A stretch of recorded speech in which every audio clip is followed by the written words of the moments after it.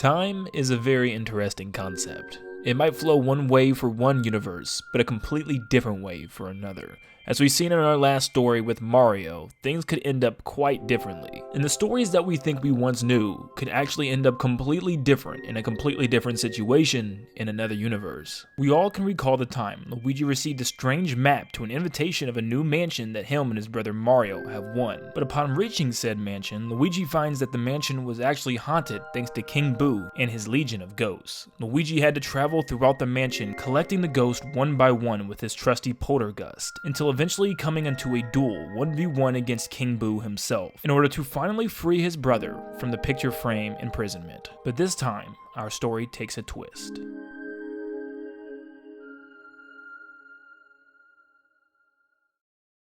One day, Mario and Luigi both receive an invitation that they won a brand new mansion, and they both are super ecstatic and they both agree to check it out together. But the turning point of this story is Peach needed Mario to stay and help out at the castle for a little longer. With this happening, Luigi decided to simply get a head start and check the place out first. He decided to leave a message for his brother Mario on the table and headed off. When Luigi arrived, he was instantly sworn by the ghost and taken away into a picture frame and hid by King Boo. King Boo was outraged at Egad for capturing Boolossus, his main general, and the rest of the portrait ghosts, so he freed them all and sent them throughout the mansion. Mario gets home to see the note left on the table and immediately sets off to the castle. Mario arrives and right away notices Luigi is nowhere to be seen, and the mansion looks extremely different in person than on the flyer. Mario walks in confidently and calls for his brother. He hears no one until he makes his way up the stairs and sees the first set of doors on the next floor. He swings the doors open and sees a room full of pictures. They all start to shake and the candles start to blow out creepily one by one, and Mario doesn't seem to be affected by this scare tactic. Instantly a ghost appears and charges after Mario, but Mario, being experienced with ghosts in his past, rushes toward it and tries to hop on it but falls straight through. The ghost stops and looks shocked at the plumber, but before Mario can get up, Egad comes busting through the doors to suck up the ghost and save the day. Egad takes Mario back to his lab and starts to explain to him what happened to his brother and also the entire backstory of everything with the mansion. He then thinks of a device he's been working on and something that Mario could have used in his future and decides to actually turn it into an all-purpose vacuum cleaner that would work perfect for Mario. He called his new invention Flood, but decided to rename it to kind of match the ghost catching machine, the Poltergust 3000. So, together, he made the Polter Flood 3000. But this time, instead of being mainly water-based, this was primarily a new vacuum for Mario to use to suck up ghosts. King Boo finds out that only Luigi was captured and that Mario was a bigger threat as the ghosts didn't scare Mario as much as they did Luigi. He needed a better plan and one that would frighten Mario to his core. King Boo had to step up his tactics, so instead of letting all of the ghosts do their own things throughout the mansion, he told them all to do their best to scare and capture Mario once he arrived to each one and prepared them for his coming. But King Boo also had other plans up his sleeves for himself. Mario starts his journey off from the lobby and decides to tackle the family in the first hallway first. It'd be quicker and easier that way. Thanks to King Boo, however, he gave a warning to Neville and Neville was able to prepare his family for the inevitable. Neville decided that him and his wife would team up with their 3 kids that were strong enough to fight on their own by now, even though one's a baby. The 3 kids being Henry and Orville and of course baby Chauncey. Mario looks in each room but can't find anything. It's extremely quiet in every single room in the hallway, but it's too quiet. After going through all the rooms, as Mario tries to leave the area, the doorknob moves as he tries to open the door. It keeps moving away from Mario's hand and eventually, Mario turns around to see all the doors shaking violently. All the doors then rip from the walls and start spinning in the middle of the hall and combine into just one door at the end of the hall. It opens up and a carpet drags Mario into the door slowly, and for the first time ever, Mario starts to feel fear. Once dragged into the door, it slams shut behind him, and Mario is put into a giant toy room. Well, it looks giant to him because Mario is super small in this room. The family reveals themselves and tells Mario that this toy room will be his doom. Mario is put into a creepy Toy Story-like setting where he has to go around and solve puzzles in order to take down each ghost one by one. Neville falls asleep in his chair, Lydia moves on to do her hair by her dresser, Henry and Orville are driving and flying around the room with their toys, and Chauncey is sleeping in his playpen. Egad tells Mario over his Game Boo horror that he can charge up at outlets and use a super suction to take the giant ghost down, but he has to find a way to each one. First is Neville. Mario uses pushed out books in the bookcase to make a pathway up to the top of the bookcase in order to catch Neville, so he has to push out and suck in different types of books to make a stairway for himself. He uses the outlet by Neville and gets dragged around the room and eventually is able to capture the giant Neville once and for all. Lydia notices and decides to open the window, which sends in huge gust of wind to push Mario away. Mario will have to make his way up the wall and across the windowsill in order to reach Lydia. Mario uses different blocks and different toys in order to hide behind so he doesn't blow off the windowsill the same way he remembers doing in Mario 64 with the giant penguin. He's then able to capture the mom Lydia, leaving nothing but the children. Next up was the two brothers. Henry was always driving in the same path, so Mario would have to venture under the bed in order to grab pieces to form a barricade for him to crash into and fall out, allowing Mario to capture him. Now for Oroville, Mario will need to climb as far up as he can and shoot a toy at him as he's flying a plane through the sky, knocking him down out of the airplane and sending him on the ground so Mario can capture him. The last left was the final boss of the area, being Chauncey, the baby, and he's awake now. He starts throwing all types of balls and toys at Mario as Mario is making its way to his crib. Once Mario arrives, a similar fight with Chauncey breaks out and Mario is able to suck him up regularly as he is still a baby and not that big.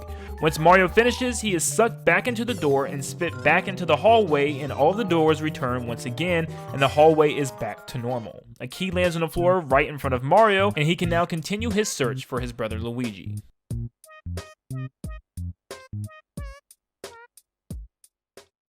Mario continues his journey and comes upon a new room down the haunted corridors. Mario enters the room of the floating Whirlindas, and creepy music plays very slowly but then speeds up heavily. As it speeds up, spear guys come in and circle around Mario. The Whirlindas decide to dance frantically around the room, trying to ram Mario to the ground. Mario decided to suck up the spears from the spear guys and chuck it at the chandelier right above the Whirlindas, and while they were dancing underneath, it crashes down on top of them, allowing Mario to suck both of them up. After capturing the Whirlindas, Mario notices a hidden room in the very back of the closet. Mario enters the closet and notices a hidden button as well behind a sign. Mario hits it and instantly the entire floor drops him into a pit down below. King Boo and tons of his Boo henchmen come flying out as King Boo laughs and shuts the door closed behind Mario. King Boo's new plan was to leave two special ghosts for him as he was down there. The cellar was pitch black, but Mario had a flashlight if he needed it. Mario could hear faint music being played toward the end of the cellar. As he got closer and closer, he noticed a chain on the ground. He followed the chain further and further, but then stops dead in his tracks. He sees two pairs of red beady eyes looking right at him. All Mario hears is the words, "Sick 'em, boy," and Spooky the guard dog comes rushing out. The voice came from Melody Pianissima, as her and Spooky were placed down there as a trap from King Boo. As she played the piano, she tosses different instruments at Mario, but he is able to suck up some of them and throw them at the dog, eventually knocking him out, allowing Mario to suck him up. With the dog out of the way, Mario rushed Melody, and the piano grows a giant mouth and tries to eat Mario, and grows to a huge size as it eats Mario's flashlight. Mario must now listen for sounds of the piano coming so he can quickly get out the way at the last minute. He has to take the chain from Spooky and wrap it around the piano to knock it over, throwing out Melody for Mario to capture. Mario seems stuck down there, but Egad tells Mario that he can use his pack to fly with gusts of wind just like he could with the water version of Flood in the future. Mario continues to journey into the long haunted corridors. After defeating a couple of ghosts, he finds a fire metal that he infuses with the Polar Flood. Egad tells Mario he can now spray fire out and also shoot fireballs at his enemies. Mario uses this to light up some torches in a dark room to reveal Madame Clairvoya. He decides to help Mario if he can bring her different items that Luigi has left all over the mansion. They strike a deal and decide to team up. Mario uses his new fire ability to capture Shivers the butler after lighting his torches and making his way to Mr. Lug's room. Once he reaches the room, immediately, thanks to King Boo's warning, Lugs used his waiter servants to hold down Mario and pin him to the ground as soon as he entered the room.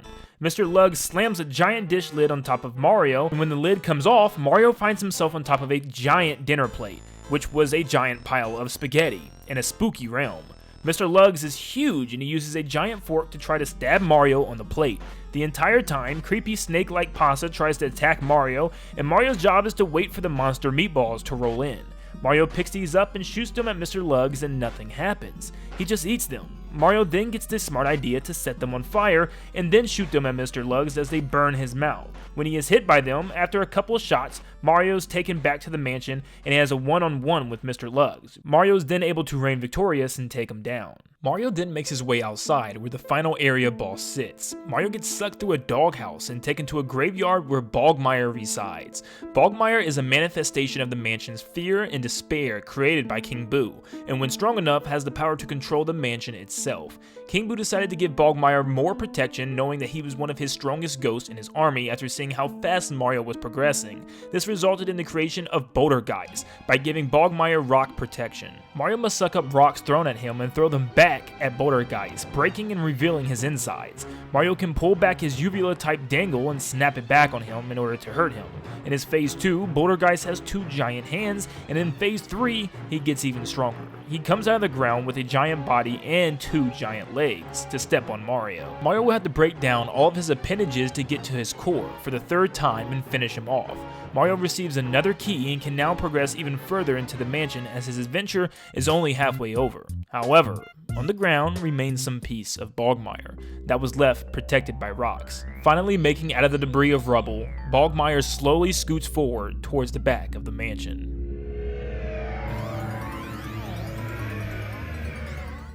Mario makes his way outside and starts looking around and notices the trees start to shake a little, almost as if they're lifelike and each branch is a creepily moving finger. He finds a way down a well nearby and sees Luigi still held captive in his painting. Mario, being more brave than his brother, decides to use the Polar Flood and suck up King Boo as he floated by the exit. Right as King Boo comes by, Mario sucks him up but then realizes it was a fake Boo Bomb that he has. King Boo had tricked him.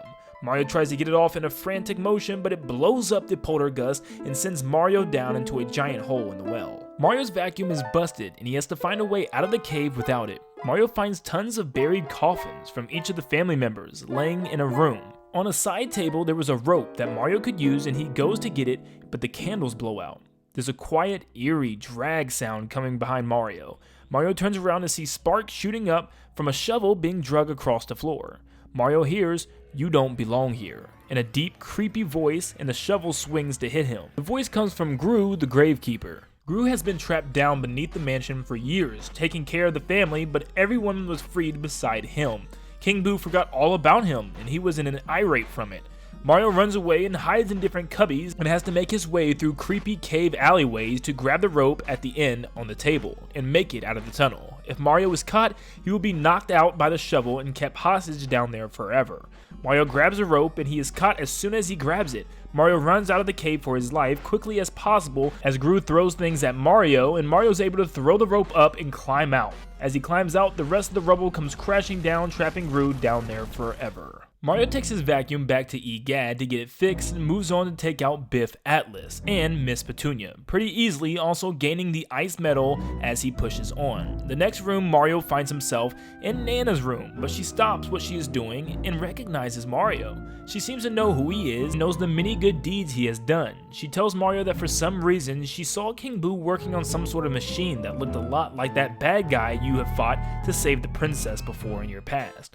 Mario continues to chat with her, but since Mario was more fastened on saving his brother than getting every single Boo in the mansion, he wasn't aware of the Boo hiding in the back of the room. The Boo was listening to everything that Nana was telling Mario and decided to report that information to King Boo. That Nana was making friends with Mario and sharing precious information about King Boo's plan. Mario receives a key from Nana to move on to the next room, where he immediately finds himself on a giant pool table as soon as he walks into the room. Slim Bangshot had placed him on it, leaving Mario to run for his life, but also having to pick up the balls after each of his hits, and toss them at a giant Slim outside of the table. Eventually, he will drop his stick and be dizzy when Mario hits him with a pool ball, and Mario has to run up the pool stick to get close enough to him to start trying to suck him up and eventually gets him, shrinking the room down to normal size again. The entire time, Mario has been collecting items from Luigi, and he brings them all back to Madame Clairvoyant. But as Mario was returning, she found a past history of Mario defeating ghosts as he was adventuring throughout the mansion. This troubled her greatly, so she formulated a plan, but she needed time. When Mario came back to the room, he was nowhere to be found. Mario Mario then decided that he would continue to make his way all the way up to the roof, where he encountered Boolossus and was able to successfully take him down. Mario was now ever so closer to saving his brother and only had a small part of his adventure left to go. Madame Clairvoyant returns to King Boo and tells him how she saw that Mario has done some horrible things in his past to Boo's, and now she understands his motive behind everything and wants to join King Boo to terrorize him way worse than just a measly Bowser costume. Mario pushes on toward the last couple of floors at the top of the mansion, finishing off Jarvis, Uncle Grimly, and Sir Weston before making his way to the chamber where Luigi was being held. King Boo stops Mario with one last door, with 3 keyholes. He tells Mario if he ever wants to see his brother again, he will need to find the 3 keys left in this mansion, left by the 3 final ghosts, Sue P, the Clockwork Soldiers, and Vincent Van Gogh. Mario eagerly starts searching for one of the final 3, and suddenly a giant bolt of lightning hits the roof, blacking out the entire mansion. Since King Boo has warned everyone, Sue P wasn't asleep this time, but instead now on a mad hunt for Mario in the dark mansion. Mario had to make it all the way down to the breaker room to turn the power back on, but also watching out for Sue through the hallways. He could hear an eerie noise whenever he was close, and when he saw her in a hallway nearby, he had to turn off his light and be super quiet and hide in a past room that he already visited. He didn't want to take his chances trying to catch her yet because she seemed a lot different than the other ghosts. Mario had 1 hall left, and he trips on a banana peel left by one of the ghosts and breaks his flashlight, which catches her attention. She rushes Mario in a super creepy way. He runs down to the breaker room and turns the lights on just in time to expose her, and he is able to capture her. Mario goes to repair his flashlight at Egad's lab, but he isn't there anymore, strangely. He decides to continue looking in rooms he hasn't visited yet and comes across the Clockwork Soldiers. They stand lifeless, not making a sound. Mario walks up slowly and goes to suck them up, but they all 3 aim and shoot Mario in the head with their corks. Mario wakes up and finds himself on a beach in another ghostly dimension.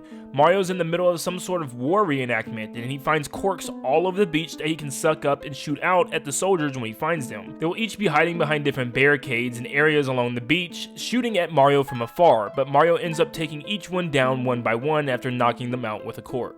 Mario now has 2 keys and realizes there's only one room that he has not entered yet. He goes in and finds a giant art museum hall. Van Gogh is floating in the back and tells Mario to prepare for a blast from the past. He has paintings of different creatures Mario has faced in the past and throws Mario in a painting with each one, where he has to have a short battle with them.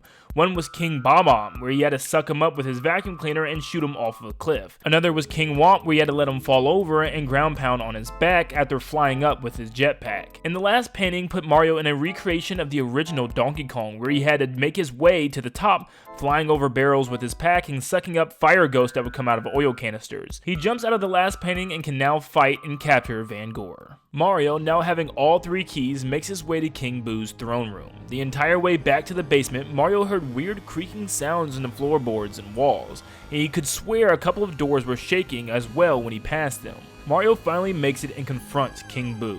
King Boo has had enough. In an irate, he sucks Mario into a portal into the picture frame where he is taken into the roof, but in a ghostly dimension. King Boo made a giant robot Bowser that hung over the roof. It was controlled by a mind-controlled Egad. Mario had to dodge flame attacks by flying over them with his pack, bullet bills that rushed him, and giant spiked balls that Bowser would throw out.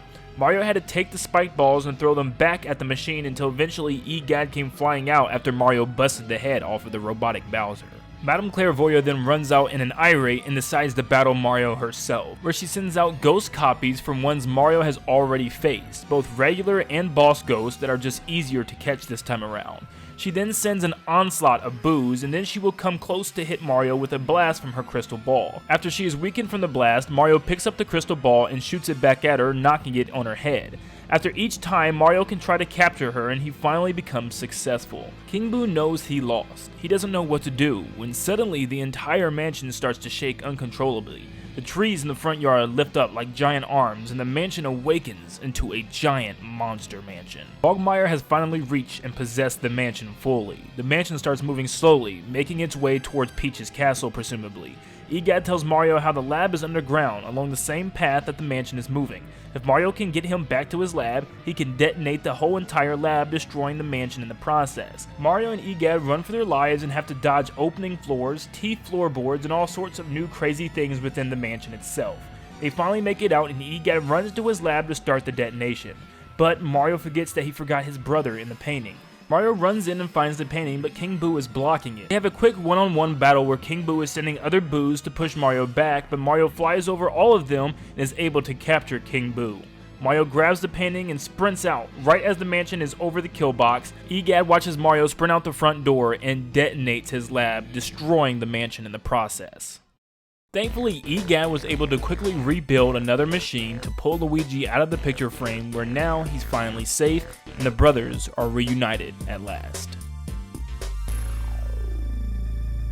In our universe, Luigi stepped up and became the hero that Mario needed, but in this one, Mario was once again the hero, having to save his little brother Luigi.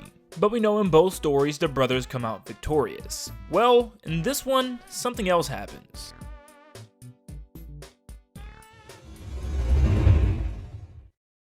Once everything was over, Egad decided to go back and pick up anything that might have been saved from the wreckage of his lab. As he was going through the rubble, something makes its way through the rubble of the destroyed mansion. Bogmire slowly climbs up Egad's lab coat and quickly possesses him and takes control.